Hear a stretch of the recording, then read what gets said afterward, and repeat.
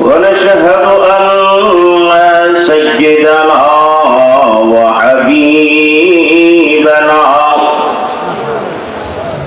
وحبيب قلوبنا نبينا مرشدنا محمدا عبده ورسوله الذي أرسله بالحق بشيرا ونذيرا وداعيا إلى الله بإذنه وسراجا منيرا فقد قال الله تعالى في كلامه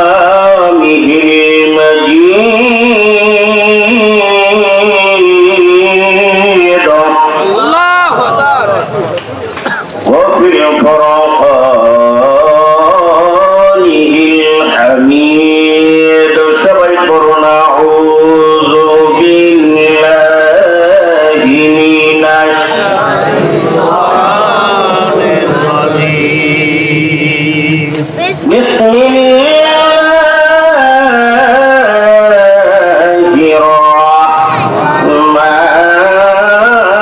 الرحمن الرحيم والضحى والليل إذا سجى ما ودعك ربك وما قلى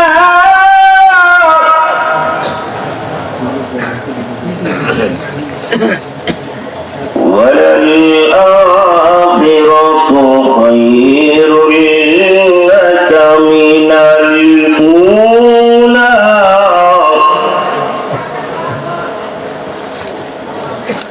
ولسوف يعطيك ربك فترضى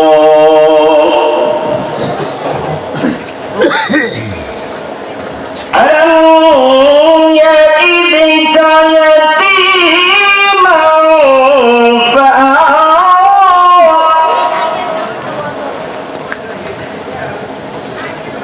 ووجدك ضالا فهدى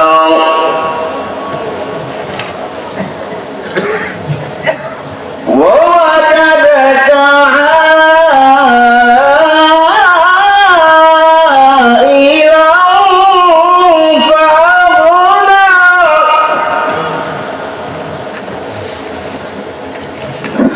فأما اليتيم فلا تقهر وأما السائل فلا تنهر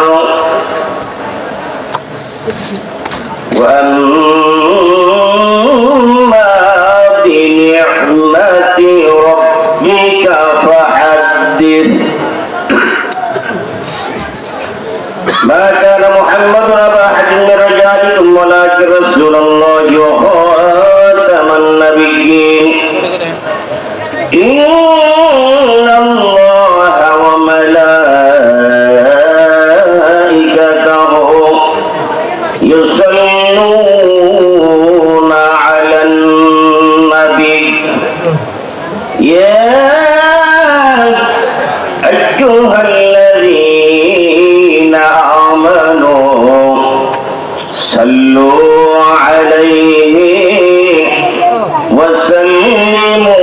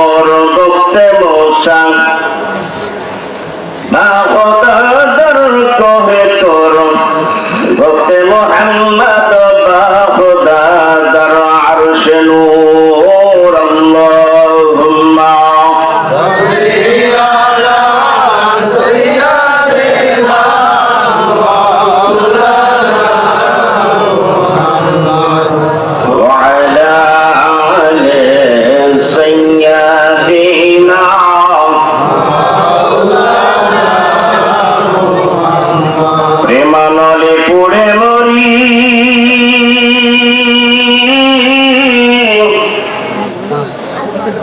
ওহে খোদা রব্বানা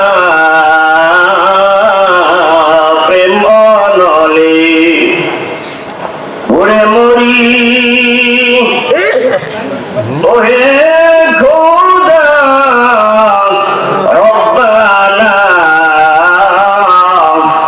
আমরা যারো প্রেমে পাগল রে মোরা যারো প্রেমে পাগল সে তো সোনার মদিনা আল্লাহুম্মা সাল্লি আলা সাইয়্যিদিনা মাওলানা মুহাম্মদ ওয়া আলা আলি সাইয়্যিদিনা মাওলানা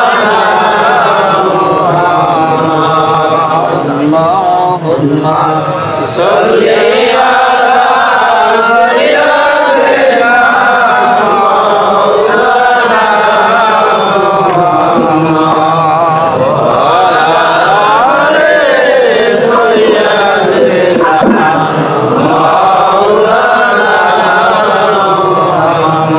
जिंदगानी अजबहाने बंदगी ओ जिंदगानी अजबहाने बंदगी बेबंदगी हासिल शर्मिंदगी अल्लाहुम्मा सल्ली अला सय्यिदिना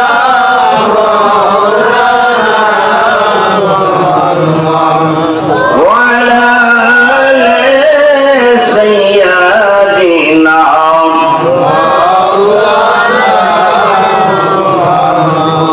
বাড়ি বাড়ি কররে মন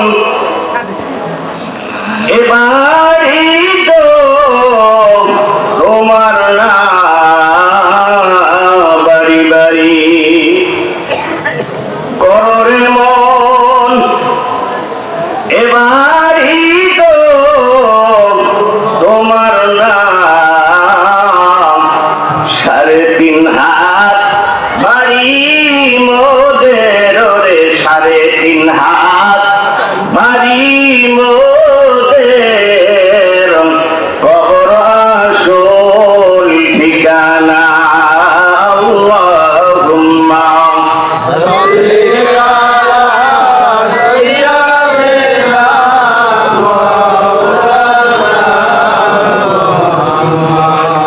ওয়া আলা আলি সাইয়্যিদিনা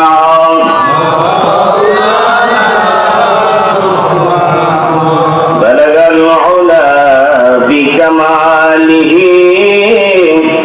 كشف الدجى بجماله حسنت جميع خصاله صلوا عليه اللهم آمين ربنا ظلمنا أنفسنا وإن لم تغفر لنا وترحمنا لنكونن من الخاسرين ربنا آتنا في الدنيا حسنة وفي الآخرة حسنة وقنا عذاب النار وقنا عذاب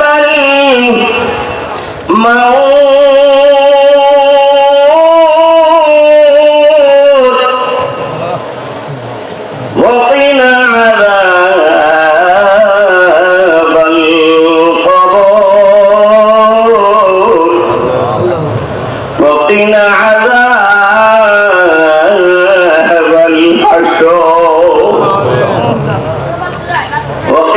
عذاب الأنصياء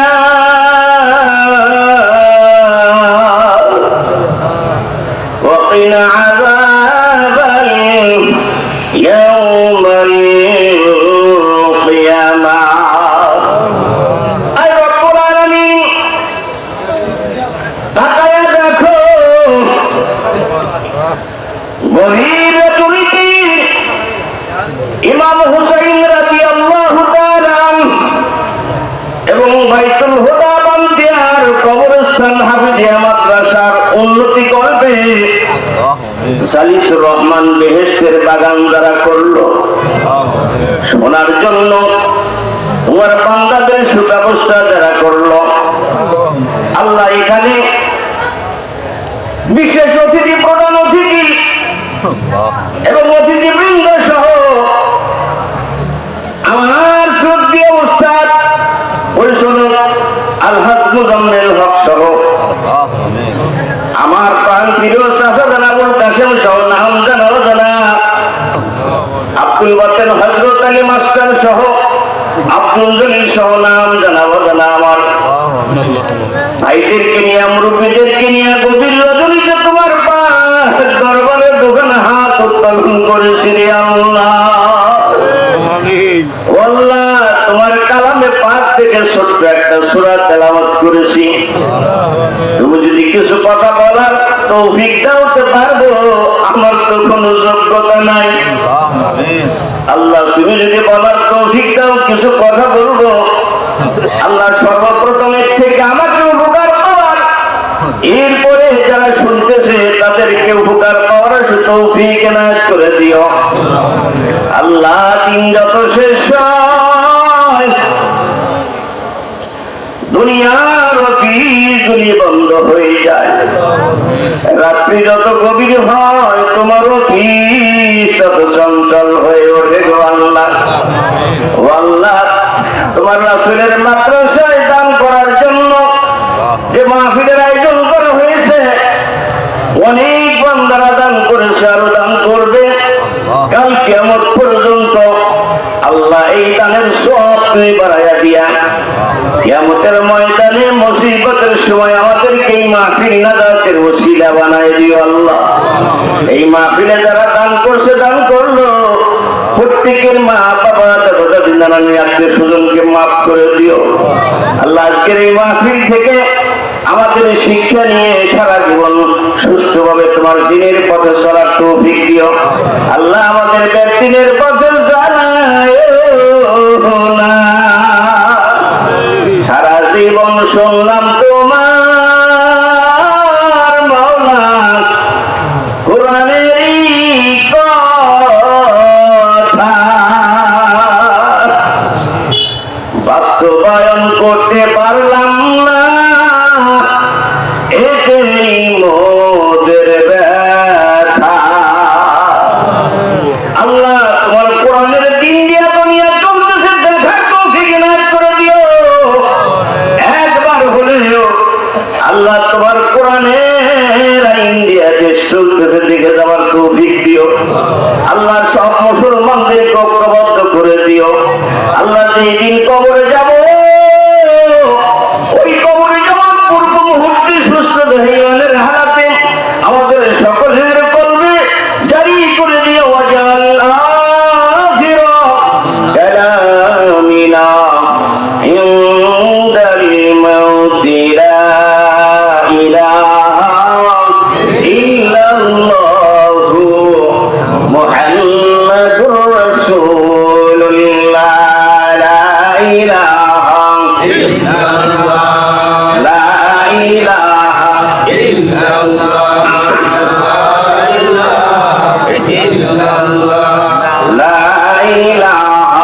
ইল্লাল্লাহ, লা ইলাহা ইল্লাল্লাহ, লা ইলাহা ইল্লাল্লাহ,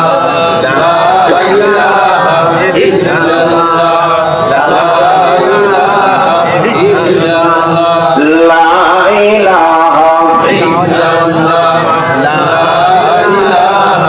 ইল্লাল্লাহ।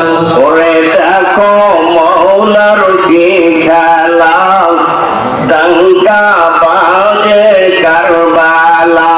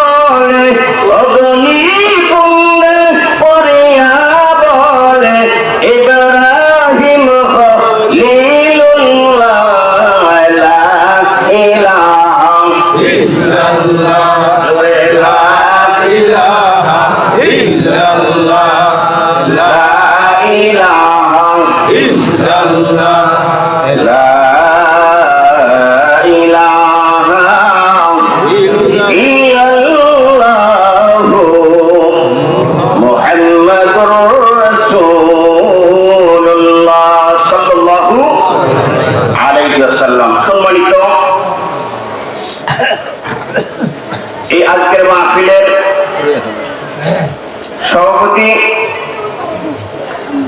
আমার শ্রদ্ধেয় চাচা আলহাজ মোহাম্মদ আবুল কাসেম, অত্র মাদ্রাসার সভাপতি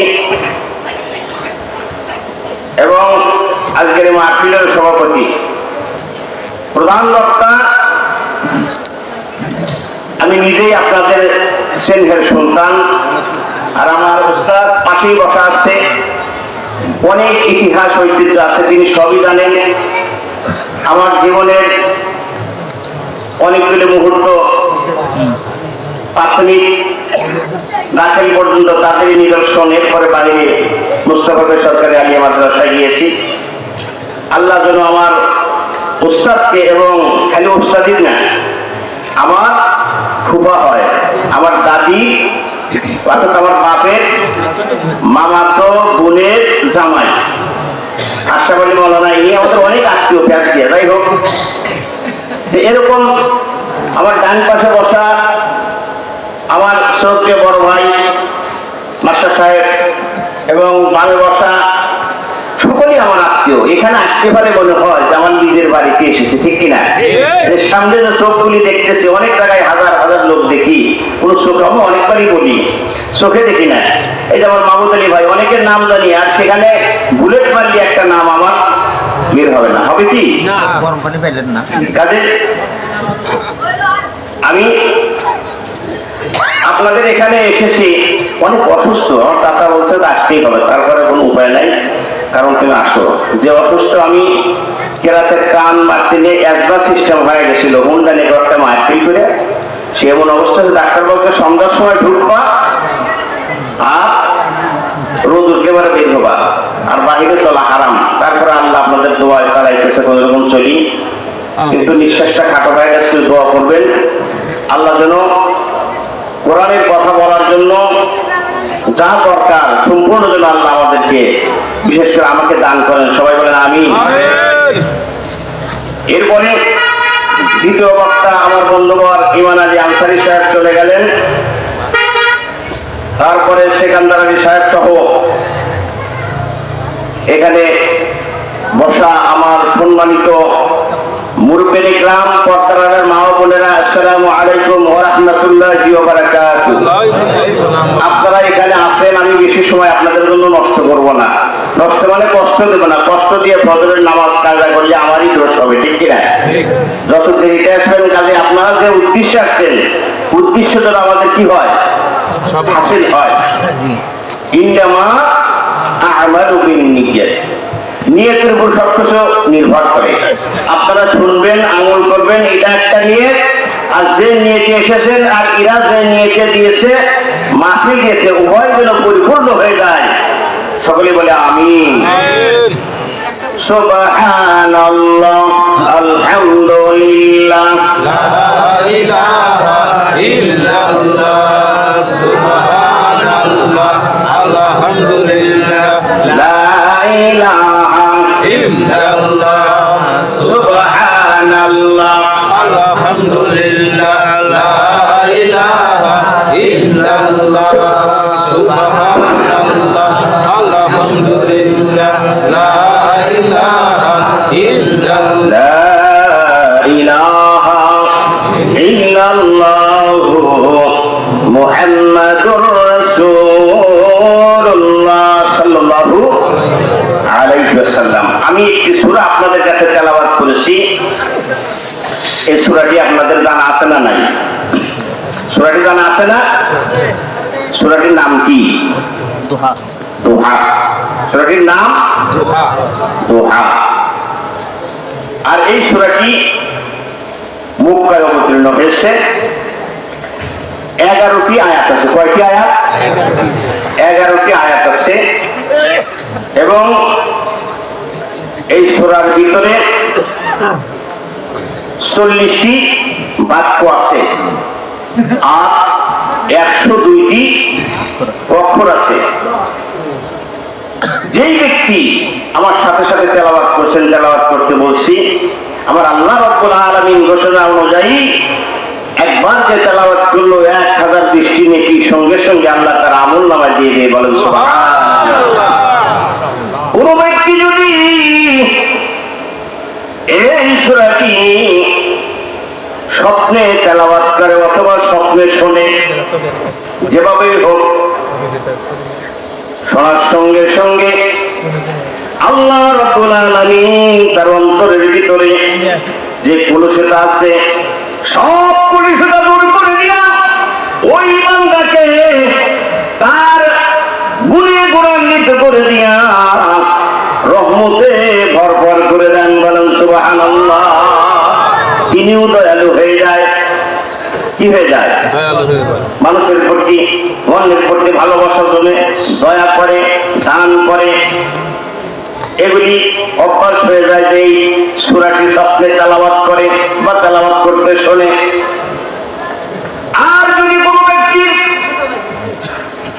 তাফসীরের ভিতরে লিখেছে নুরুল কোরআন এবং তাফসীরে বাইজাবি বিভিন্ন কিতাবের ভিতরে এসেছে এই সূরাটি তেলাওয়াত করার আগে অথবা পরে 11 বার দরুদ শরীফ কেউ পড়ে। কয়বার? 11 বার দরুদ শরীফ পড়ে। 11 বার দরুদ শরীফ পড়ার পর এই সূরাটি 7 বার পড়তে হবে। কয়বার? 7 বার তেলাওয়াত করতে হবে। 7 বার তেলাওয়াত করে 41 বার পড়তে হবে ইন্না লিল্লাহি ওয়া ইন্না ইলাইহি রাজিউন। আল্লাহু আকবার। কয়বার? 41 বার পড়তে হবে। এরপরে রব্বুল আলামিনের কাছে যা ইচ্ছা দোয়া করবেন। দোয়া করার পরে আপনার যে জিনিসটা হারিয়ে গেছে ওই জিনিসটা খোঁজাখুঁজি করবেন, তালাশ করবেন আর বলবেন ইন্না লিল্লাহ ইন্না লিল্লাহ ইন্না লিল্লাহ ইন্না লিল্লাহ।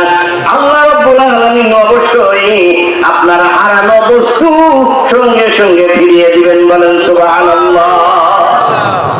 এই সূরাটি এত মর্যাদা সম্পন্ন। আপনি হেজিটেশনে ভুগতেছেন, আপনি টেনশনের ভিতরে আছেন। টেনশন ছাড়া মানুষ আছে? আছে কি? টেনশন ছাড়া কোনো মানুষ নাই। ভাই কেমন আছেন? ভালো না। অবস্থা কেমন? ভালো না। মায়ের অবস্থা ভালো না, বাবার অবস্থা ভালো না, আমার অবস্থা ভালো না, ছেলের মেয়ের কারো অবস্থাই ভালো না। নানান ধরনের টেনশন। ছেলেকে পড়তে দেই পড়ে না, মেয়েকে পড়তে দেই পড়ে না, নানান ধরনের কাজ কারবারে আমি টেনশনে বাঁচতেছি না। আছে না? আছে। আমার আল্লাহ রাব্বুল আলামিন টেনশনের মহৌষধ এই সূরার ভিতরে ঢুকিয়ে দিয়েছেন। বলেন সুবহানাল্লাহ।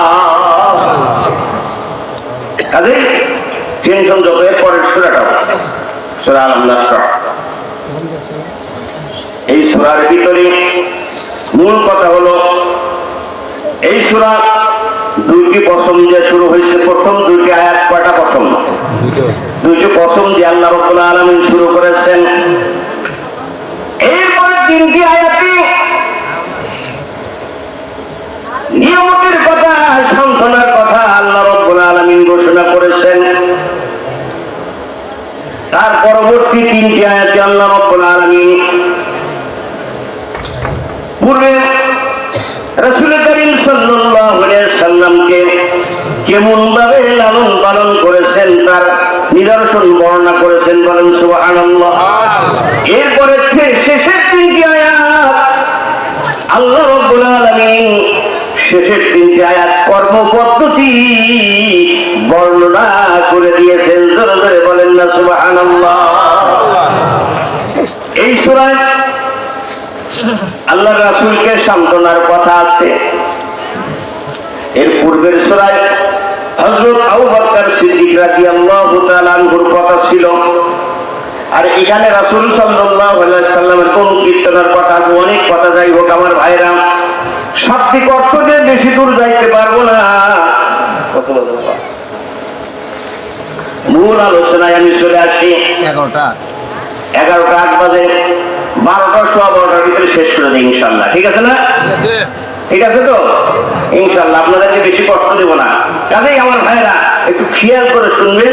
আমি কোনো আজে বাজে কথা বলতেও দেবো না, কিন্তু এর থেকে কিন্তু আমাদের শিক্ষা নিতে হবে। আল্লাহ রাব্বুল আলামিন বুখারী শরীফ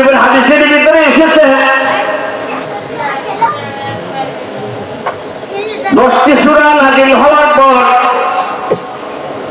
দীর্ঘদিন আর কোন সূরাও নাযিল হয় না। যখনই নাযিল হতো আমার হাবিব, আমার রাসূল, আমার প্রেমিক সঙ্গে সঙ্গে জানায়া দিত, মানুষকে প্রচার করতে, বলেন ঠিক কিনা? মানুষকে প্রচার করত, যা জানাইতো তাই প্রচার করত। কিন্তু হঠাৎ করে বুখারীর হাদিস, হঠাৎ করে ওহী বন্ধ হয়ে যায় কিছুদিনের জন্য। কেউ বলছে 28 দিন, কেউ বলছে 1 মাস, 2 মাস, 6 মাস পর্যন্ত বর্ণনা আছে। যখন ওহী বন্ধ হয়ে যায় আমার রাসূল টেনশনে পড়ে যায়, মাবুদ ওরে দয়ার আল্লাহ, তোমার কি দিলে দয়া লাগে না? কত মানুষ আমার গালি দেয়, মওলা তুমি কি দেখো না? তোমার দিলে কি দয়ার লাগে না? নিজের শাশি উম্মে জামিল, আবু লাহাবের স্ত্রী, কার স্ত্রী? আপন চাষি। কিসের চাষি? আপন চাষি। বলতেছে মোহাম্মদ, ওরে মোহাম্মদ, তোমার শয়তান কি তোমারে ভুলে গেছে? বলেন না আউযুবিল্লাহ। রাসূল আমার তাহাজ্জুদ নামাজ পড়তেন, চাচি ভাতিজা একই বাড়িতে থাকে, ঠিক না? ঠিক, একই বাড়িতে। আরেক চাচা লালন পালন করতেছে, তাহলে পাশাপাশি বাঁচতে কি করে? চাচি দেখে, চাচারা দেখে, দেখে না?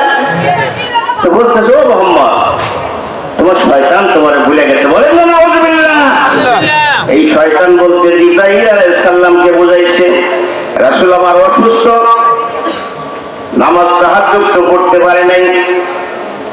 এরপরে বর্ণনা আসছে, রাসূল আমার ডাইনে যায়, বামে যায়, সামনে যায়, পিছনে যায়, কত কাফেরের দেখা হয়। কোরআনের কথা, লক্ষ লক্ষ মানুষ, হাজার হাজার মানুষ এখন আছে, তাও অনেক জায়গায় বলা যায় না, ঠিক কিনা? বলা যায় না। আগে তো বলা যাইতো না, মাইক টাইক কেড়ে নিত, এই ওয়াজ করতে হবে, ওই ওয়াজ করতে হবে, নানান ধরনের কথা ছিল। এখনো যে এর থেকে বাদ গেছে তা কিন্তু যায় নাই। গেছে কি? গেছে? কথা বলতে হবে আমার কাছে, আপনার সাথে, আপনাদের সাথে। আমি চাই, আপনাদের ভালোবাসি, আমরা উভয় জান্নাতে যাই, ঠিক কি বাবা? আমরা জাহান্নামে যেতে চাই না। রাসূল সাল্লাল্লাহু আলাইহি ওয়াসাল্লামকে কাফেররা বলে, ও মুহাম্মদ, তোমার আল্লাহ তোমাকে ভুলে গেছে, তোমার মাবুদ তোমাকে ভুলে গেছে, তুমি চিন্তা করছো না, আর নতুন নতুন কথা বলো না, আজকে আয়াত নাযিল হয়েছে, এটা হয়েছে, ওইটা হয়েছে, এটা বলো, ওটা বলো, কিন্তু আজ তোমার মুখ থেকে তো কোনো কথা শুনি না। আমার রাসূল 2 চোখের পানি ফেলাইয়া দিয়া আকাশের দিকে তাকাইয়া বলে, মাবুদ, আমি কি কোনো ভুল করলাম নাকি? তোমার দিলে কি দয়া হবে না? সঙ্গে সঙ্গে আমার আল্লাহ বলে, জিবরাইল, ওরে জিবরাইল, যা রে যা, আমার হাবিব রে আর টেনশন দিস না।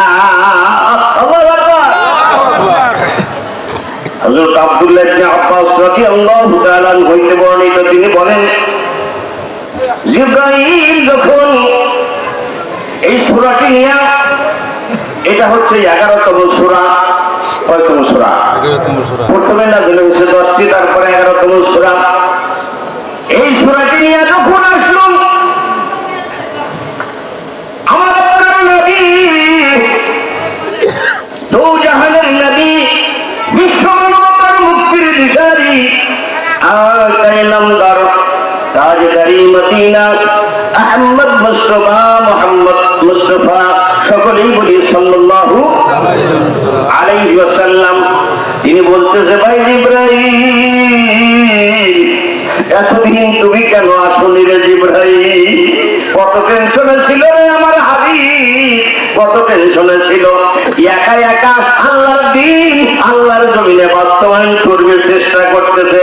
ডাইনে লোক নাই, বামে লোক নাই, সামনে লোক নাই, পিছনে লোক নাই, একা একা।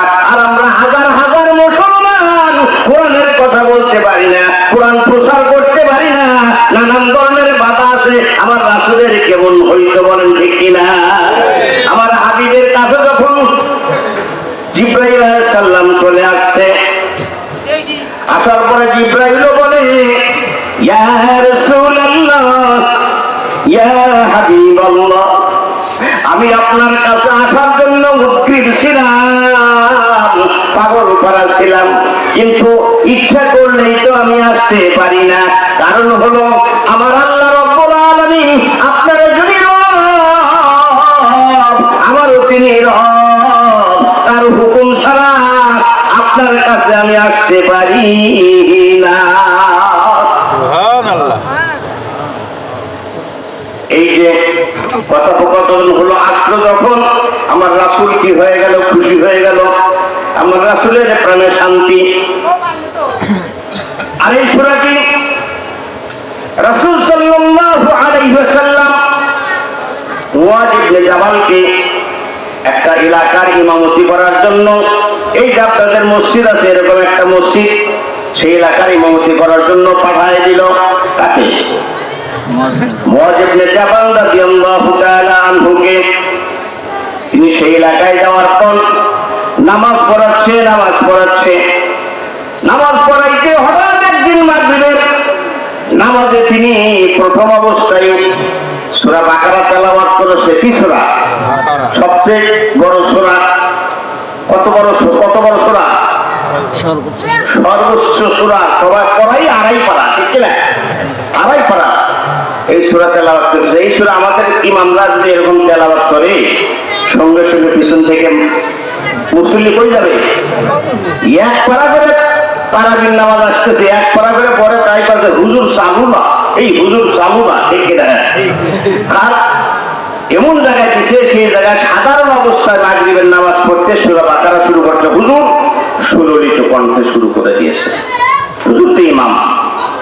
এখন যারা মুক্তাদি তারা বিরক্ত হয়ে গেছে, সারাদিন পরিশ্রম করে, খেজুরের বাগানে পানি দেয়, উঠে করে পানি নিয়ে আসে, খেজুরের বাগানে পানি দেয়, সারাদিন পরিশ্রম করে। আগে কেমন পরিশ্রম ছিল আমার ভাইয়েরা, দেখেননি? পরিশ্রম বেশি ছিল না, কিন্তু খাবার পাননি, মসুরের ডাল সেদ্ধ করে খাইছে, ঠিক কিনা? কত পরিশ্রম। আর এখন সাধারণ অল্প পরিশ্রমে 600-700 টাকা ব্যবসা বেতন, কিন্তু মাছ মারবার দাম একটা মারলি ঘরে 5,000 হয় না? কত বেশি হয়ে যায় আমার ভাইয়েরা। কাজেই আমার ভাইয়েরা কথা বলতেছিলাম, রাসূল কারীম সাল্লাল্লাহু আলাইহি ওয়াসাল্লাম, কথা আমি লম্বা করব না, যে সেখানে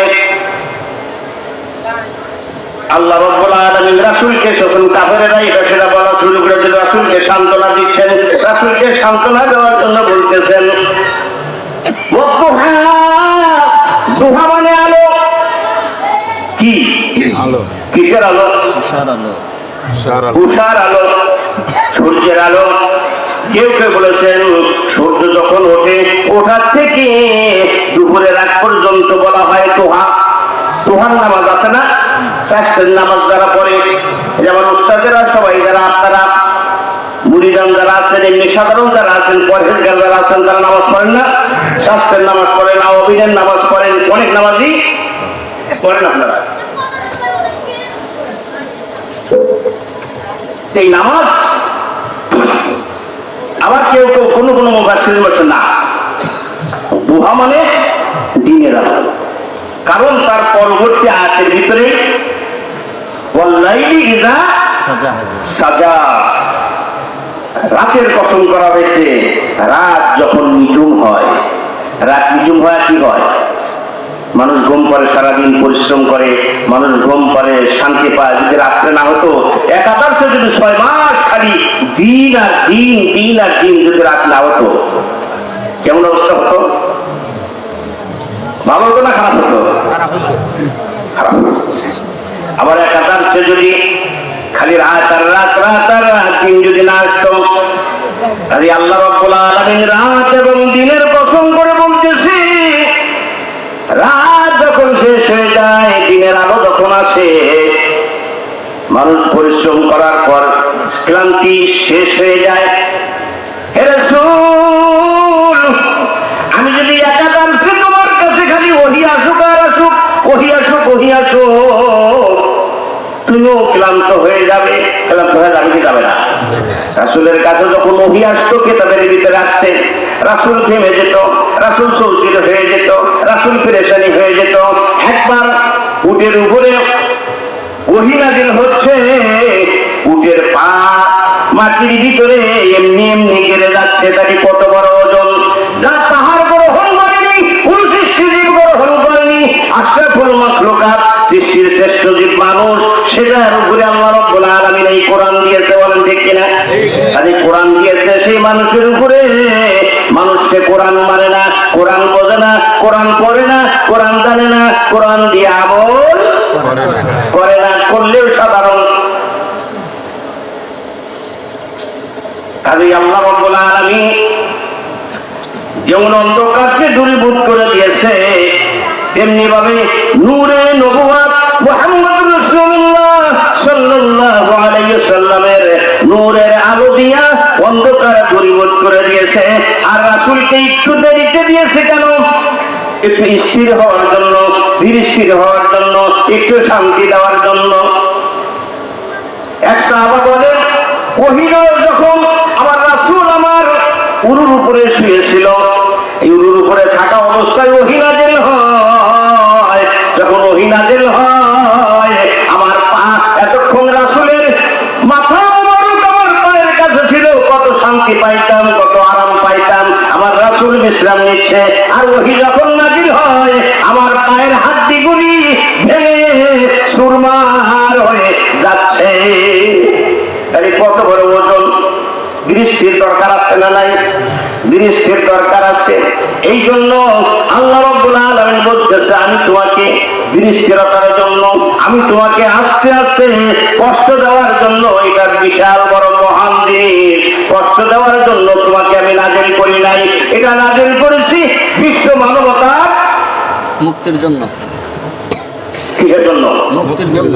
মুক্তির জন্য। মুক্তি পাবো তো? সারা জীবন নামাজ পড়ে মুক্তি পাবো? সারা জীবন নামাজ পড়ে মুক্তি পাবো? সারা জীবন হজ করে মুক্তি পাবো? কিসে মুক্তি পাবেন? কয়েকটা জিনিস আজকে আপনাদের কাছে আনছি, এবং সেই জিনিসগুলি আমি শেষে হলেও বলে যাবো, জিনিসগুলি দেখা যাবো আপনাদেরকে, আপনারাও গুগলে সার্চ দিয়ে পাইবেন। আজকে কথাগুলি বলে যাব, মনে রেখেন। আমার যদি মনে না থাকে আপনারা মনে করে দিয়েন। আফাতাতমাউনা বিবাদিল কিতাব ওয়া তাকফুরুনা বিবাদ। আমার কিতাবের কিছু কিছু বান্দার কিছু কিছু গোপন করবা। কুফর মানে কি? অস্বীকার করা।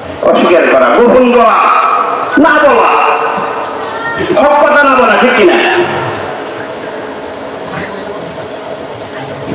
সব কথা আমাকে আপনাকে বলতেই হবে, তার সম্পূর্ণ করতে হবে। নাকি কিছু বলবা কিছু বলবা না, কিছু করবা কিছু করবা না, সহজ সহজ জিনিস করবা আর শক্ত শক্ত জিনিস করবা না, এটাকে হয়? আমার আল্লাহ রাব্বুল আলামিন বলেছেন, ফামান লাম ইয়াহকুম বিমা আনজালাল্লাহি ফাউলাইকা হুমুল কাফিরুন।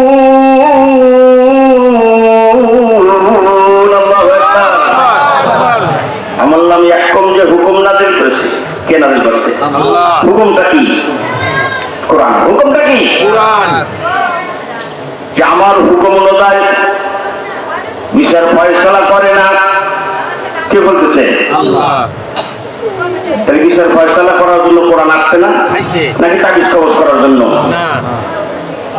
সূরা মাইদার ভিতরে দেখবেন যে আমি যে হুকুম নাযিল করেছি, এই হুকুম অনুযায়ী যারা আল্লাহর দ্বীন বাস্তবায়ন করে না, বিচার করে না, ইনসাফ করে না, আইন কানুন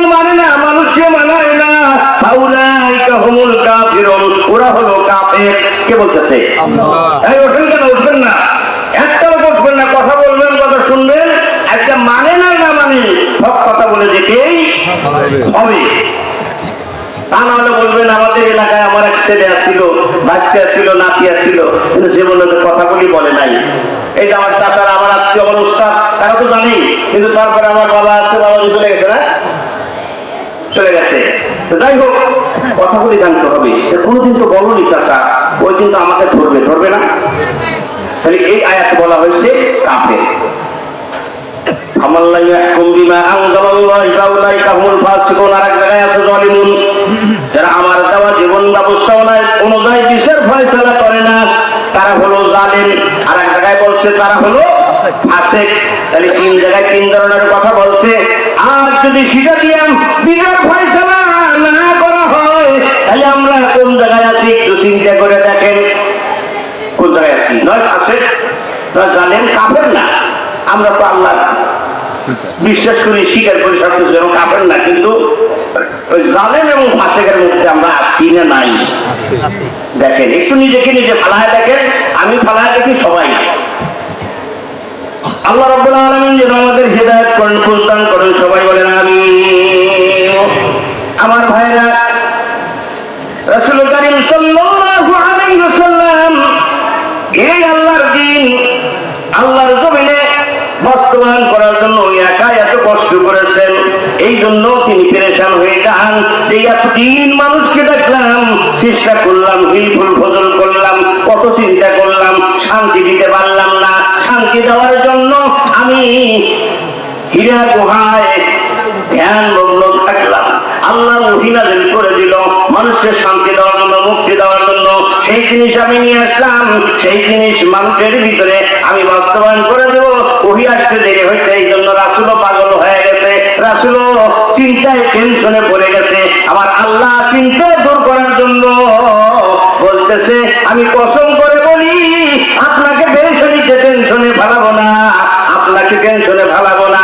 আমি কসম করে বলতেছি, দিনের আলোর দিন যেমন দেখা যায়, দিনের আলোর কসম করে বলতেছি, আর রাতের কসম করে বলতেছি, রাসূল তোমার চিন্তাও নাই, তোমার কোনো ভয় নাই, আমি আল্লাহ তোমার সাথে আছি। কে আছে? আল্লাহ। মা ওয়াদ্দাআকা রাব্বুকা ওয়া মা ক্বালা।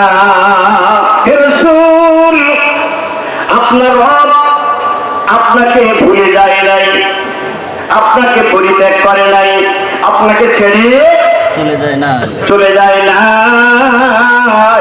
আর আপনার প্রতি অসন্তুষ্ট হয় নাই। সংক্ষেপ করে চলে যাবো, খালি অর্থ বলে,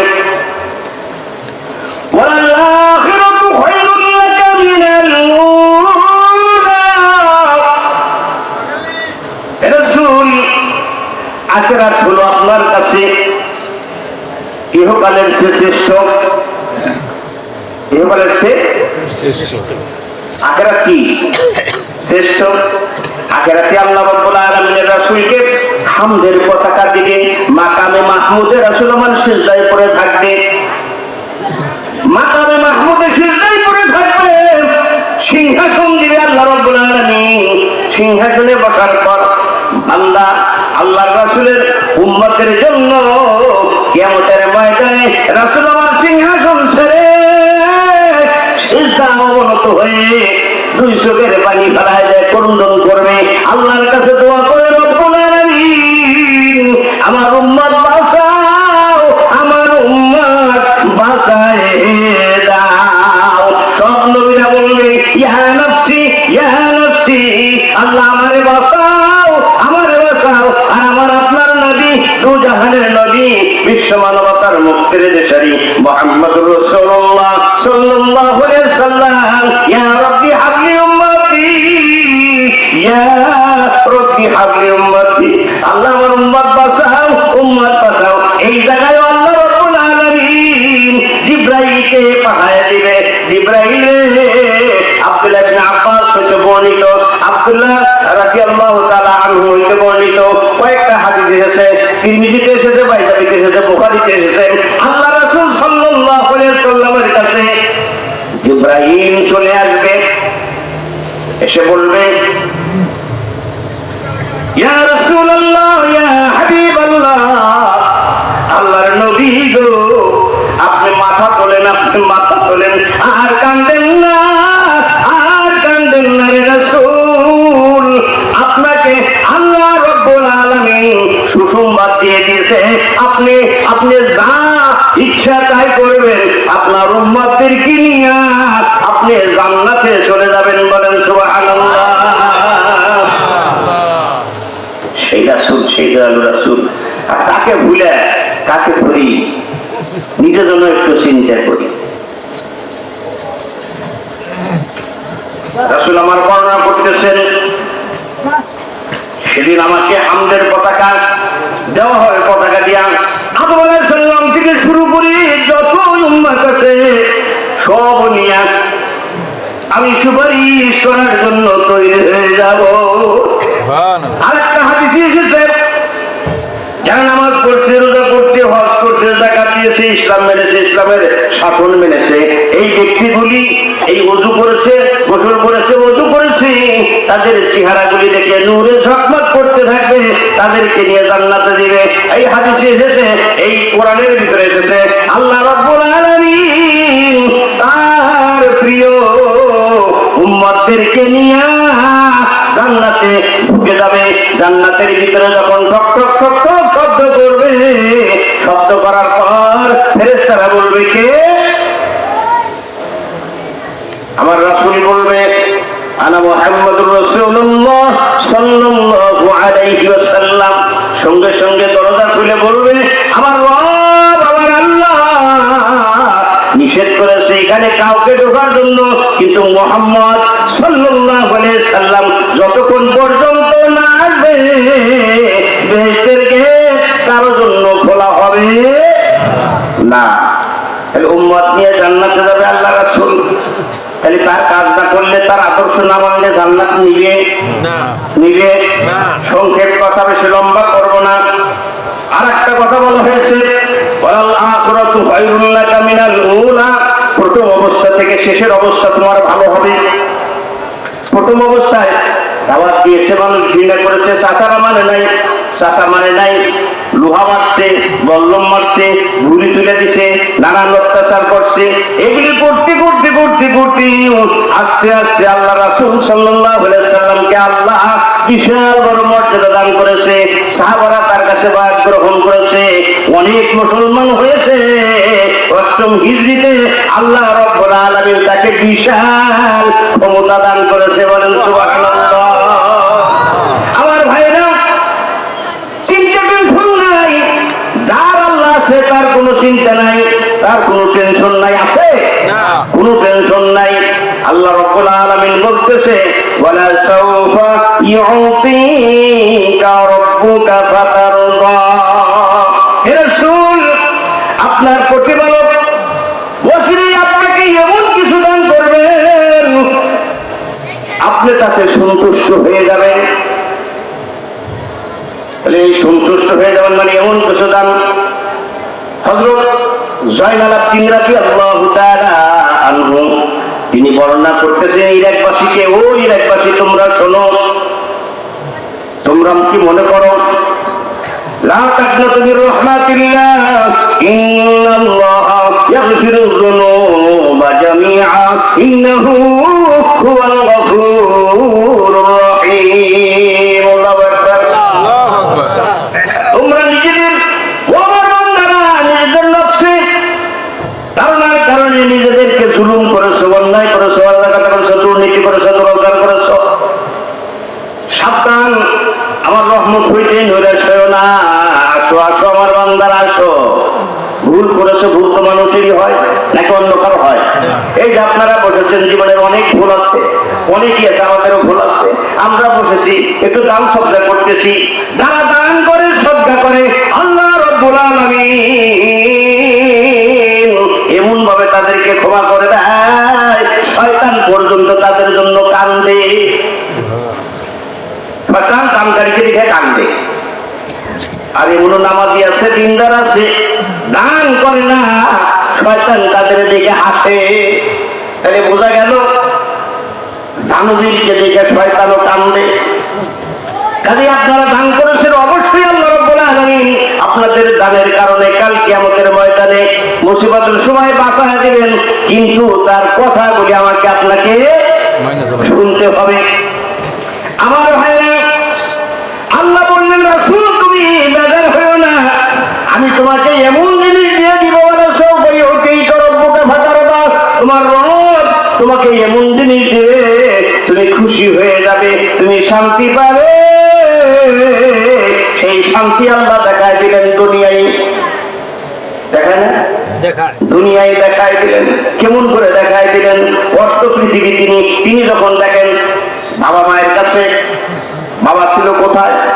যখন রাসূলের জন্ম হয় বাবা কোথায় ছিল? 6 মাস যখন বয়স বাবা ইন্তেকাল করেছে। মার যখন 6 বছর বয়স মাও ইন্তেকাল করলো। আল্লাহ প্রত্যেকটা ঘাটে ঘাটে আল্লাহ রাসূলকে সাহায্য করেছে, কি করে নাই? প্রত্যেকটা ঘাটে ঘাটে সাহায্য করেছে, দাসী দিয়ে সাহায্য করেছে, মাকে দিয়ে সাহায্য করেছে, তার দুধমা হালিমাতুস সাদিয়া রাদিয়াল্লাহু তাআলা আনহাকে দিয়ে সাহায্য করেছে, ঠিক কিনা? তারপরে দাদার দিয়ে সাহায্য করেছে। 8 বছর বয়স যখন হয়ে যায় দাদাও তখন দুনিয়ার বাড়ি থেকে চলে যায়। এরপরে চাচার কাছে দায়িত্ব দিয়ে যায়। চাচা আবু তালিব তাকে লালন পালন করে। হযরত আবু হুরায়রা রাদিয়াল্লাহু তাআলা হইতে বর্ণিত, তিনি বলেন, যেই রাসূল সাল্লাল্লাহু আলাইহি সাল্লাম বর্ণনা করেছেন, যেই ঘরের ভিতরে ইতিম থাকে, ইতিম ছিলেন, ভাই মারা গেছে বাঁচতে বাঁচতে আছে না নাই? আছে না নাই? ভাই মারা গেছে বাঁচতে বাঁচতে আছে, এরকম তারাই হলো ইতিম, তাদের গার্জিয়ান নাই। যেই ঘরের ভিতরে ইতিম থাকে ওই ইতিমের প্রতি ভালোবাসা, ভালো ব্যবহার করা হয়। আল্লাহর রাসূল বলেছে ওই ঘরটি হলো সর্বোত্তম ঘর। জোরে জোরে বলেন না সুবহানাল্লাহ। আর যেই ঘরের ভিতরে ইতিম আছে ওই ইতিমকে ভালোবাসা হয় না, ইতিমকে কষ্ট দেওয়া হয়, যে কোনো কারণেই হোক না কেন। নিজের ছেলেকে ভালোবাসে, ইতিম মানুষকে দিয়ে কাজ করায়, ধমকায়, গালাগালি পারে। আল্লাহ রাসূল বলে ওটা হলো নির্দিষ্ট একটা খারাপ ঘর, এই ঘরের সে খারাপ করার নাই। আমার ভাইয়েরা, রাসূল আরেকটা হাদিস বলেছে, অনেকগুলি হাদিস আছে, যারা ইতিমদেরকে লালন পালন করবে কাল কিয়ামতের ময়দান না রে ভাই, জান্নাতের ভিতরে আল্লাহর হাবিব বলতেছে, জান্নাতের ভিতরে এই তর্জনী আঙ্গুলের দুটি আঙ্গুল এমন করে একত্রিত করে দেখা দিলেন, জান্নাতের ভিতরে ওই ইতিমের লালন পালনকারী আর আমি রাসূল পাশাপাশি জান্নাতে এরকম ভাবে থাকবো। জোরে জোরে বলেন না সুবহানাল্লাহ। এই যে মাদ্রাসা, এই মাদ্রাসায় যারা লেখাপড়া করতেছে, ইমাম হুসাইন রাদিয়াল্লাহু তাআলা বাইতুল হুদা বান্তিয়ার কবরস্থান হাফিজিয়া মাদ্রাসায়, এখানে যারা লেখাপড়া করে এরা কি খুব বড় লোক না? কোটি টাকার মালিক? 2 টাকা এরকম কারো আছে হয়তো, কিন্তু অধিকাংশ মানুষ গরিব। যেই হুজুরটা এখানে লেখাপড়া করায় ওই হুজুরের বেতন কত হয়? 15,000 না হলে 16,000, এরকমই। 16,000 15,000 বেতন দিয়ে আমাদের কেমন চলে? তারপরে কষ্ট করে পড়াইতেছে, এরকম অবস্থা তেমন একটা ভালো না। এর জন্য কি আমাদের দরকার আছে না নাই? এই যে হাদিস মিলায় দেখেন, জান্নাতে যদি যাইতে চান তাহলে ইতিমদেরকে কি করতে হবে? দেখতে হবে কি হবে না? দেখতে হবে। আমার ভাইয়েরা, সংক্ষেপ করে আমি নিয়ে এসে এই জন্য এমন এরপরে ওই যে জয়নাল আব্দিনকে ফিরে আসলাম, ওখানে বলতেছে যে তোমরা বলতেছো লা তাকনাতু মির রাহমাত, লা তাকনাতু মির রাহমাতিল্লাহ, ইন্নাল্লাহা ইয়াগফিরুয যুনুবা জামিআ।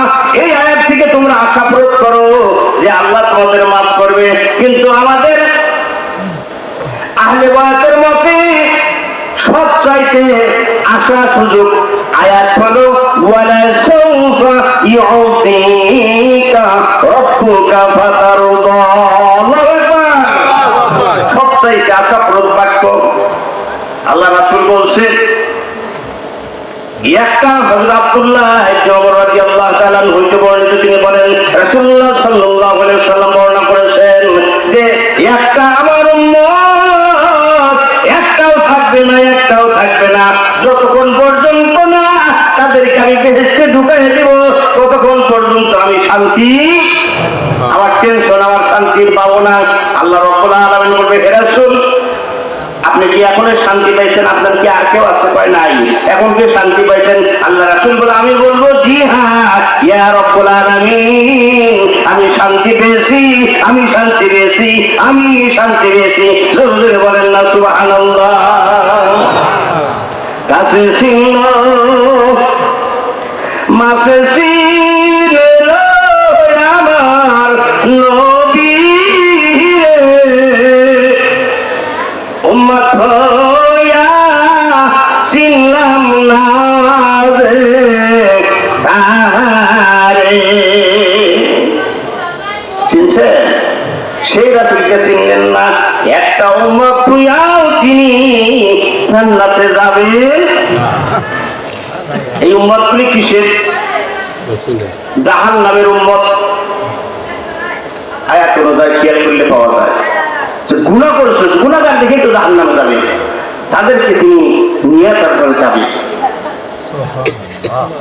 লা ইলাহা ইল্লাল্লাহ আদখালাহুল্লাহুল জান্নাহ। যে একবার কালেমা পড়েছে লা ইলাহা ইল্লাল্লাহ, সে কোথায় যাবে? জান্নাতে যাবে। কিন্তু তোরাই উতরাই আছে, এত শাস্তি কি ভোগ করতে পারবো? পারবো কি? পারবো না। আমার ভাইয়েরা খেয়াল করে শোনেন। এরপরে আল্লাহ রাসূল সাল্লাল্লাহু আলাইহি ওয়াসাল্লাম আল্লাহ রাব্বুল আলামিন বর্ণনা করেন, হে রাসূল আলাম ইয়াজিদকা ইয়াতীমান ফাওয়া। হে রাসূল আপনি কি ইতিম ছিলেন না? রাসূলুল্লাহ সাল্লাল্লাহু আলাইহি ওয়াসাল্লাম আল্লাহকে বলতেছে, রব্বুল আলামিন সুলাইমান আলাইহিস সালামকে তুমি রাজত্ব প্রদান করেছো, সারা পৃথিবী শাসন করেছে কে? সুলাইমান আলাইহিস সালাম। কে? খেয়াল করে জানা দরকার, সারা পৃথিবী শাসন করেছেন। আল্লাহ রাসূলের মনে ইস্তিহার রাখলো, ও আল্লাহ আমি, তিনি রাসূল বলতে যাবে, আল্লাহকে বলেছিলাম রব্বুল আলামিন সারা পৃথিবী শাসন করেছে সুলাইমান, এত ক্ষমতা দিছো, এত ক্ষমতা দিছো, আবার কোন কোন নবীকে তুমি ক্ষমতা দিয়েছো মৃত ব্যক্তিকে জীবিত করার। কাজেই এই কথা বলার পর আল্লাহ রাসূল বলতেছে, আমি যদি এই কথা না বলতাম আমার জন্য আরো ভালো হতো, আরো ভালো হতো। তারপরে আল্লাহ রাব্বুল আলামিন সঙ্গে সঙ্গে বর্ণনা করতে, আলাম ইয়াজিদিকা ইয়াতীমান ফাআওয়া। হে রাসূল তুমি কি ইতিম ছিলে না? তোমাকে কি আমি আশ্রয় দেই নাই? আমি তোমাকে হালিমার কাছে দিয়েছি, তোমার মায়ের কাছে দিয়েছি, তোমার দাদার কাছে দিয়েছি, দাদা নাই চাচার কাছে দিয়েছি। যেই বছর চাচা মারা যায় সেই বছরই খাদিজাতুল কুবরাও মারা যায়। কষ্টের শেষ নাই। আমি তোমাকে আবার শান্তি দিয়েছি, এখান থেকে পার করে নিয়ে মদিনায় পৌঁছায় দিয়েছি। জোরে জোরে বলেন না সুবহানাল্লাহ। মদিনায় যায় তোমাকে আমি শান্ত করি নাই। মদিনায় কয় বছর রাজত্বই করছে রাসূল সাল্লাল্লাহু আলাইহি ওয়াসাল্লাম? 10 বছর। কয় বছর বাদশাহী করছে? 10 বছর। 10 বছর আমার রাসূল সাল্লাল্লাহু আলাইহি ওয়াসাল্লাম 10 বছর রাষ্ট্র চালাইছে। এই 10 বছরে কি কোনো আয়াত নাযিল হয় নাই? হয়েছে। আমার সাথে কথা বলবেন আজকে। হয়েছে। আয়াত নাযিল হয় নাই, কোরআন নাযিল হয় নাই, রাসূল কি রাষ্ট্র চালায় নাই? চালাইছে। রাসূলের পরবর্তী কোনো রাষ্ট্র ছিল না? ছিল। ডাইনে রাষ্ট্র, বামে রাষ্ট্র, সামনে রাষ্ট্র, পিছনে রাষ্ট্র, রাষ্ট্রের পর রাষ্ট্র, রাষ্ট্রের পর রাষ্ট্র। যদি এতগুলি রাষ্ট্র ছিল তাহলে সেখানে রাসূল চালাইলো কিভাবে? মোল্লা দূর মসজিদ পর্যন্ত। আর নিয়ে মসজিদ পর্যন্ত হলে 10 বছর রাষ্ট্র চালান যায়? যায় কি? 10 বছর রাষ্ট্র চালান যায় না। কত জায়গার থেকে রাসূলের কাছে আসতো পররাষ্ট্রমন্ত্রী, অর্থমন্ত্রী, যোগাযোগ মন্ত্রী, নানান ধরনের মন্ত্রীরা আসতো। আমার রাসূল তাদেরকে সুন্দরভাবে বুঝিয়া দিনের পর দিন, রাতের পর রাত দাওয়াতের কাজ চালাইতে চালাইতে আস্তে আস্তে রাষ্ট্র প্রসারিত করে দিয়েছিল। বলেন সুবহানাল্লাহ। আপনারা মনে করবেন এই পুরাতন কোরআন দিয়া এই কথা থেকে আমি এই পর্যন্ত আসলাম, বাকি কথা কিছু জিনিসটা সাথে তারা আনি, অল্প সময়ের ভিতরে আমি ক্লিয়ার করবো ইনশাআল্লাহ। দেখেন, এই ব্যাপারে আমি কিছু কথা আপনাদেরকে বলতেছি। মক্কি সূরা এবং মাদানী সূরা সব মিলে সূরা কয়টি? 114টি। আমার সাথে কথা বলুন, সূরা কয়টি? 114টি। হ্যাঁ, মক্কি সূরা কয়টি? 86টি। মক্কি সূরা কয়টি? 86টি। আর মাদানী সূরা 28টি। বাংলাদেশে মন্ত্রণালয় কয়টি জানা আছে কি? না, খেয়াল করেন, বাংলাদেশের মন্ত্রণালয় কয়টি? খেয়াল নাই? বাংলাদেশের মন্ত্রণালয় 38টি মন্ত্রণালয় আছে। কয়টি মন্ত্রণালয়? 38টি মন্ত্রণালয় আছে। একটা একটা করে বলি। আল্লাহ যেমন বলছে তিবিয়ানান লিকুল্লি শাই, ওয়ানাজ্জালনা আলাইকুল কুরআনা তিবয়ানান লিকুল্লি শাই। আমি আল্লাহ রাব্বুল আলামিন যা প্রয়োজন, যা দরকার সব কোরআনের ভিতরে আমি দিয়ে দিয়েছি। এখন বান্দা মানলে মান, না মানলে না মান। আমার কাছে আসলে আমি তোদেরকে ধরবো। এই খবরগুলি না দিলে, আজকে যে ভিডিও হচ্ছে, আমার কাছে কথা হচ্ছে, এই খবরগুলি না দিলে আপনারা কই পাবেন? আপনারা আমার বংশের লোক, আপনারা আমার আত্মীয়, আপনারা জানেওয়ালা। একটু কথা বলি, আমি আপনাদেরকে মানার জন্য জোর করে মানতে বলতেছি না। কোরআনকে আপনি জিজ্ঞাসা করেন, ও কোরআন, বাংলাদেশের যে 38টা মন্ত্রণালয় আছে, ওটার ভিতরে কি এগুলি বর্ণনা আছে কিনা? এগুলি চালাবে কি ব্যাপারে? কোরআনে 2,24,000 পয়গাম্বার পৃথিবীতে এসেছে। কত পয়গাম্বার? তারা কি খালি মসজিদে নামাজ পড়ার জন্য এসছে? তাদের কি কোনো কাজ ছিল না? তাদের কি সমাজ ছিল না? সমাজে সব চলবে, মসজিদে চলবে আল্লাহর কথা, হজে চলবে আল্লাহর কথা, নামাজে চলবে আল্লাহর কথা, আর সমাজটা চলবে শয়তানের কথা। যারা কোরআনই পড়া যায় না, তারা কেমনে সমাজ চালাবে? কেমনে সমাজ ভালো হবে? এই জন্য সমাজ থেকে আমার আপনার পকেট থেকে মারতেছে হাজার হাজার লক্ষ লক্ষ টাকা পার হয়ে চলে যাচ্ছে। আমি আপনি বুঝতেছি না। আল্লাহ বলতেছে, যতদিন তোরা কোরআন না পাবি, যতদিন তোরা কোরআন হাদিসের পথে না আসবি, তোদের তো আমি আল্লাহ রাব্বুল আলামিন তোদেরকেও নাস্তিনাবুদ করে ছাড়বো। তোরা কিন্তু পার পাবি না। কাজে আমার সে কথাটা সংক্ষিপ্ত কথা বলেই আমি আমার আলোচনার দিকে চলে যাবো। আমার ভাইরা, আপনি বলেন, ও কোরআন, স্বরাষ্ট্র মন্ত্রণালয় সম্পর্কে কি তোমার কোনো ধারণা আছে? আমার আল্লাহ রাব্বুল আলামিন স্বরাষ্ট্র মন্ত্রণালয় সম্পর্কে 258টি আয়াত নাযিল করেছে। জোরে জোরে বলেন সুবহানাল্লাহ। স্বরাষ্ট্র মন্ত্রণালয় পর্যন্ত সাইজ করা, ঠিকভাবে দেশ চালানো, প্রশাসনিক কটা আয়াত মুখস্থ করে যান? 258টি আয়াত। পার্বত্য চট্টগ্রাম বিষয়ক মন্ত্রণালয়, ওটা আল্লাহ জিবালা আনসাদা, এরকম পাহাড় পর্বত সম্পর্কীয় আল্লাহ রাব্বুল আলামিন এটা আয়াত নাযিল করেছেন। একটা দুটো না, 30টি আয়াত। কটা আয়াত? 30টি আয়াত নাযিল করেছেন। এরপরে জিজ্ঞাসা করেন প্রাথমিক ও গণশিক্ষা মন্ত্রণালয়। এই প্রাথমিক ও গণশিক্ষা এই মন্ত্রণালয় আল্লাহ রাব্বুল আলামিন একটা দুইটা নয়, 784টি আয়াত আল্লাহ রাব্বুল আলামিন নাযিল করেছেন। বলেন আল্লাহু আকবার।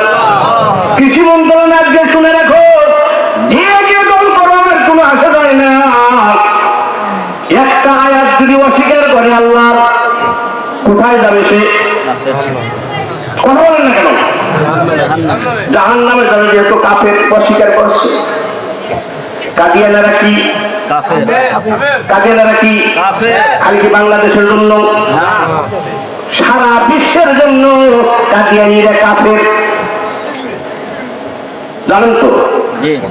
কেন কাফের? শেষ নবী মানে না।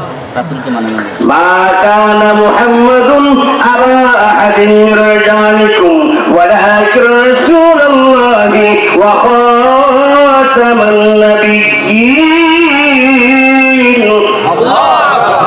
এই আয়াতের ভিতরে খালি ওয়া খাতামুন নাবিয়্যিন এই যে শব্দ, কয়টা শব্দ? শেষ রাসূলকে মানে তাদের মসজিদ আছে, কেসার আছে না, বক্সিবাজার আছে আছে বক্সিবাজার মসজিদ আছে তাদের, কাদিনের মুশরিক বগুড়াও আছে কাদিয়ানী মসজিদ। ওরাও আজান দেয় আল্লাহু আকবার আল্লাহু আকবার, দেয় না? আশহাদু আন লা ইলাহা ইল্লাল্লাহ আশহাদু আন্না মুহাম্মাদুর রাসূলুল্লাহ। ওরাও বলে কি বলে না? ওরা নামাজ পড়ে কি পড়ে না? ওরাও নামাজ পড়ে, ওরাও হজ করে, ওরাও যাকাত দেয়, ওরাও সব কিছু। তাহলে কাফের হলো কি দিয়ে? দুইটা আয়াতে, একটা আয়াতের দুইটা শব্দ অস্বীকার করে, ঠিক কিনা? আর আমি আপনার চিন্তা করি অস্বীকার করা যাবে না। আমাদের আমলান তবে যদি অস্বীকার করেন তাহলে কোথায় যাবেন? অনেক রাজনৈতিক ব্যক্তিরা আছে, অনেক আমার ভাই বোনের আত্মীয় স্বজন আছে।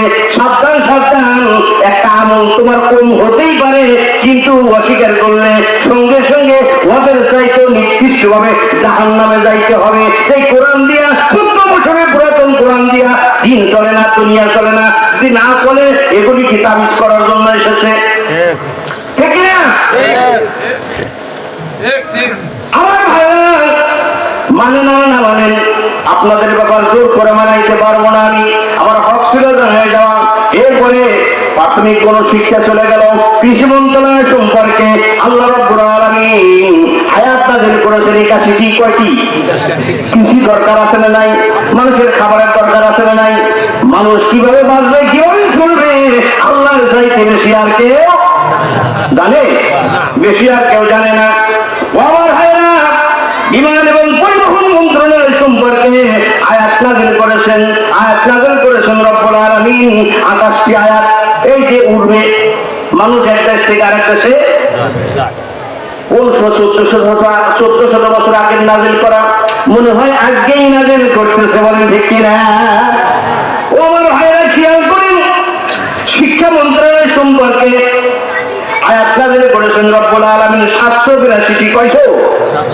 শিক্ষা। শিক্ষা সবচাইতে বড় দরকার মানুষের। আল্লাহ যখন প্রথম আয়াত নাযিল করলেন, শুরুই করলেন শিক্ষা দিয়ে, বলেন ঠিক কিনা?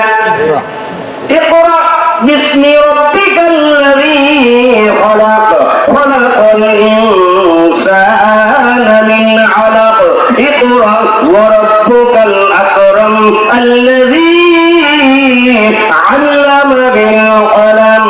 ঠিক না? পড়া দিয়েই কোরআন নাযিল হলো। এই জন্য এই সম্পর্কে শিক্ষা মন্ত্রণালয় সম্পর্কে 782টি আয়াত আল্লাহ নাযিল করে দিয়েছেন। জোরে জোরে বলেন না সুবহানাল্লাহ। এই আয়াতগুলি যারা জানে তাদেরকে যদি সংসদে পাঠায়া দেন, তারা এই সমস্ত শিক্ষা বাস্তবায়ন করে ছেলের জন্য চিন্তা করা লাগবে না, মেয়ের জন্য চিন্তা করা লাগবে না। স্কুল কলেজে যাবে, শান্তিতে যাবে, কোন মানুষ তাদেরকে ইফতিজিং করবে না, বলেন ঠিক কিনা?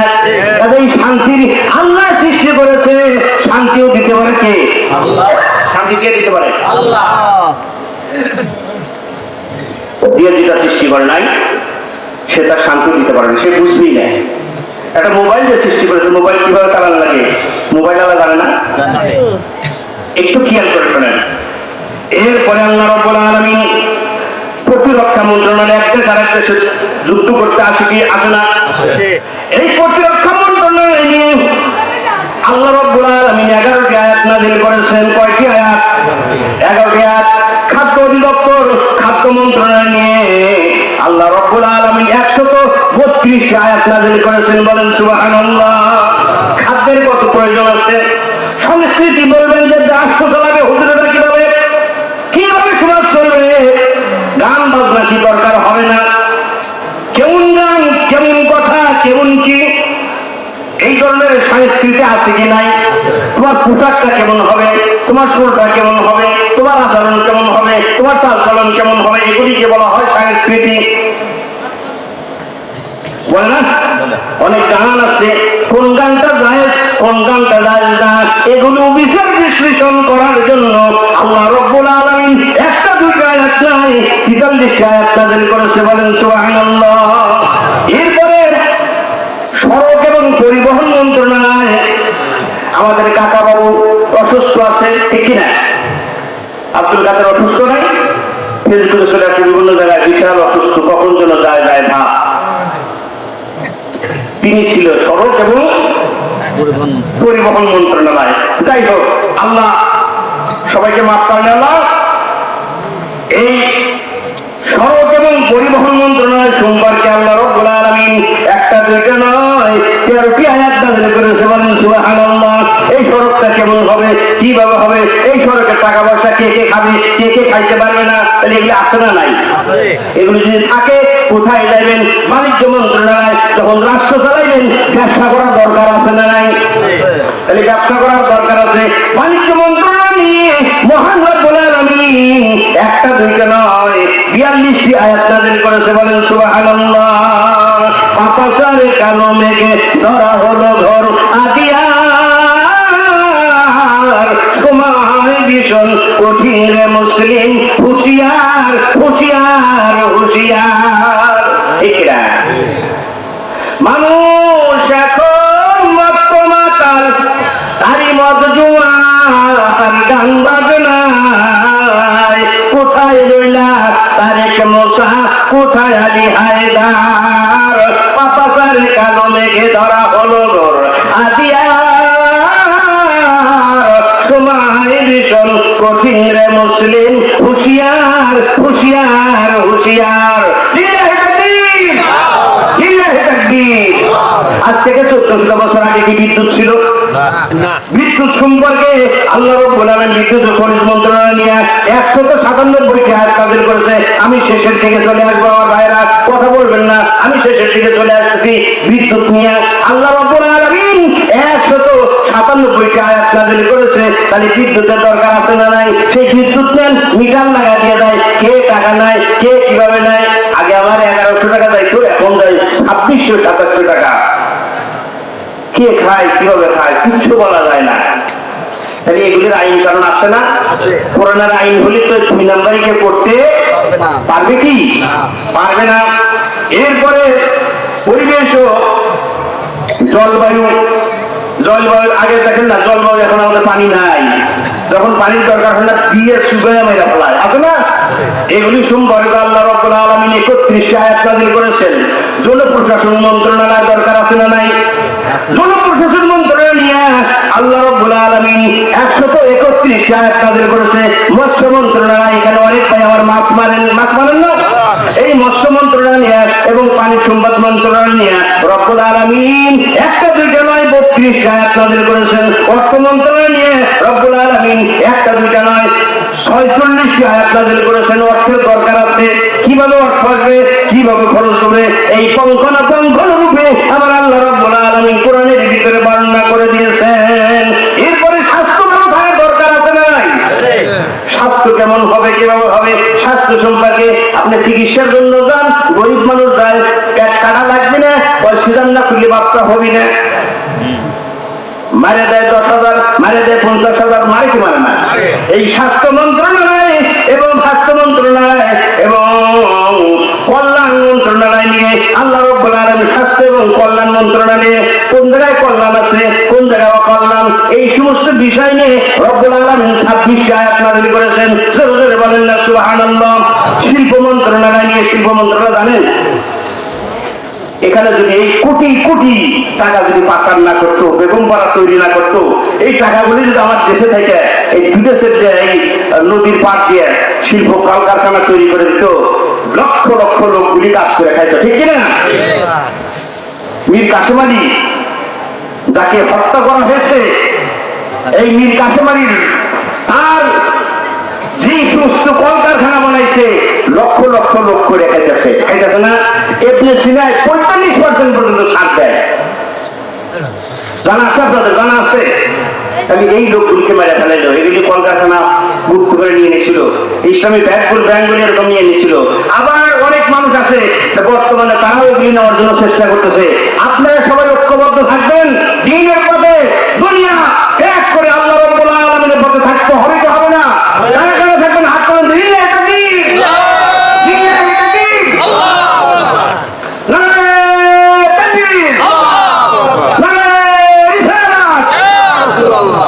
আমার রিসালাত যেন রাসূল সাল্লাল্লাহু আলাইহি ওয়াসাল্লামের উপরে থাকতে পারে, ঠিক কি না আমার ভাইরা? এরপরে শিল্প মন্ত্রণালয় গেল, এরপর তথ্য সম্প্রচার মন্ত্রণালয়। এই তথ্য সম্প্রচার মন্ত্রণালয়ের তথ্য কে কি তথ্য দিচ্ছে ধুলা অন্ধিকা। ইউটিউবের মধ্যে গেলে এবারে কার কথা কে বলতেছে, এইটা এই করছে, ওই হুজুর ওই করছে, ওই লোক ওই করছে, দুই নাম্বারই কথাবার্তা আছে না নাই? এই ভালো লোককে খারাপ করে তথ্য দিয়া ধ্বংস করে দিচ্ছে।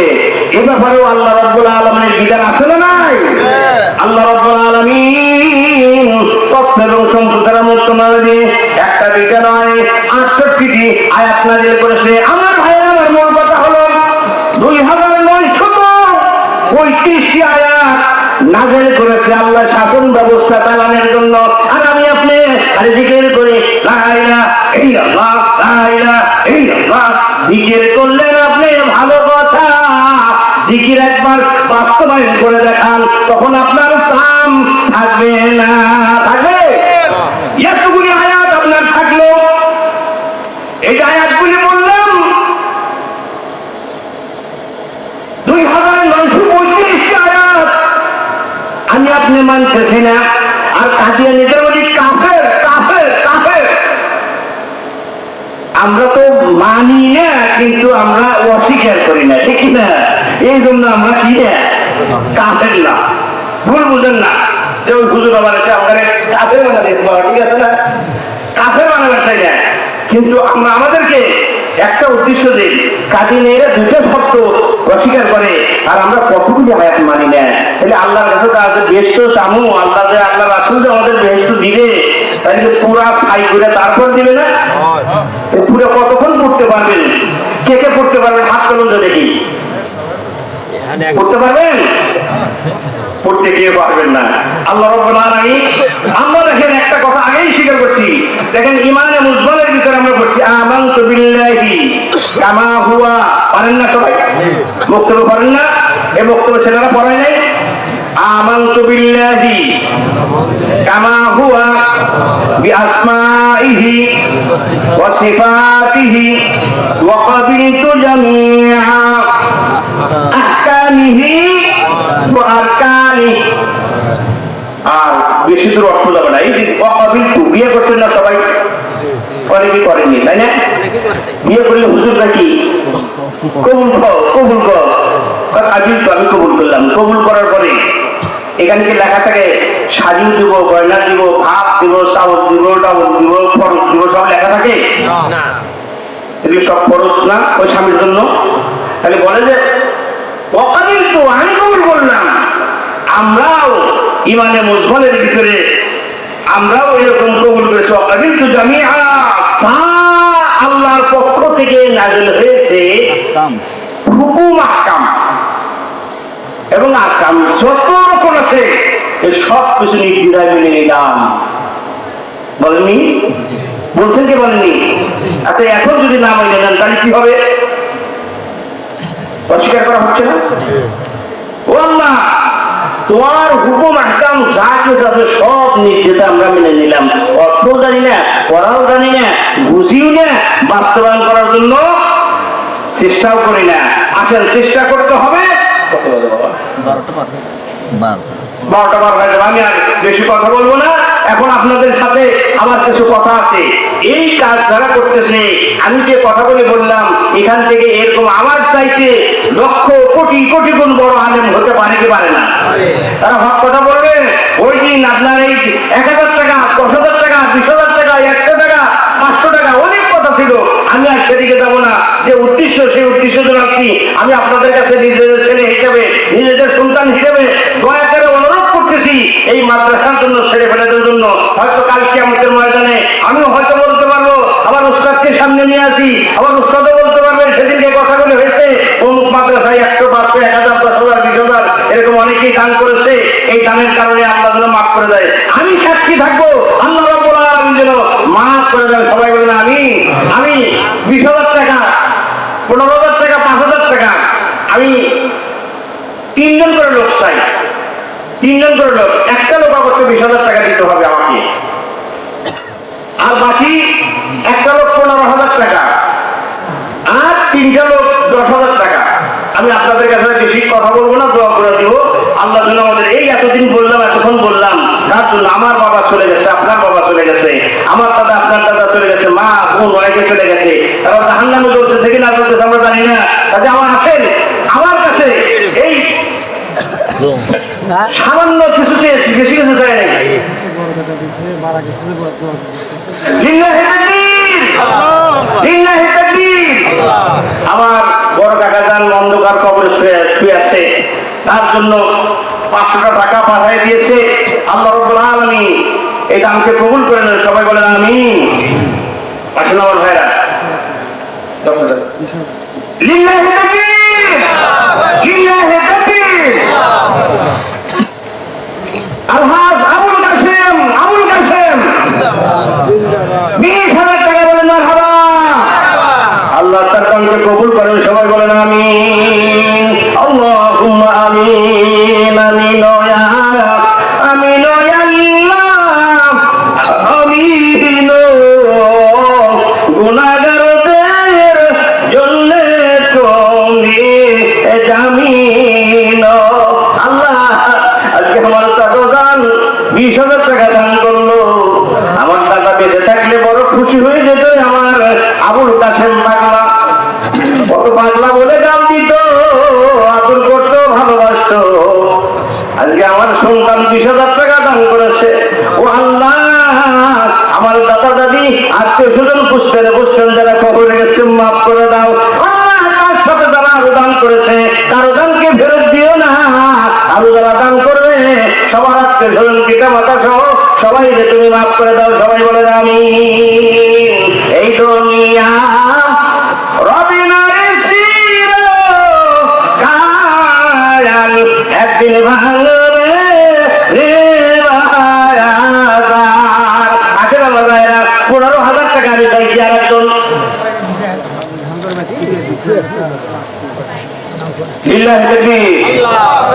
আপনারা যে আল্লাহু আকবার দিবেন না, বলবেন না, যদি বলেন আল্লাহ জান্নাত, কোরআন হাদিসে দলিল দিব।